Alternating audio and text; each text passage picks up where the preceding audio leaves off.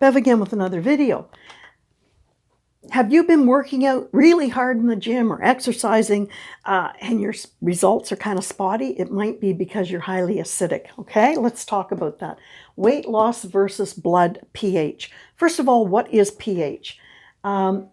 Technically, it's called potential hydrogen, but were you listening to your high school chemistry teacher? So we're talking about basic versus acidic, or alkaline versus acidic. So if you're highly acidic, it's problematic, and you want to be a little bit alkaline. And basically, pH measures your net electrical charge. I mean, the body is just a bunch of highly organized electrical reactions. So what can pH affect? Well, this is all interrelated, covered much better in my book, but your body fat percentage, it can affect your ability to lose weight, your body acidity, which then will cause more toxic waste, and your body has to get rid of it.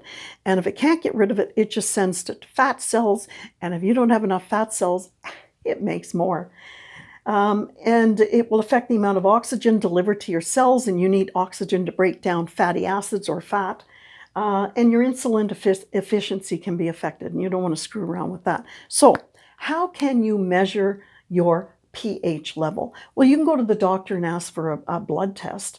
But another way is to go to a health food store and get a strip. It can be a saliva or a urine strip, kind of like testing the pool water for pH.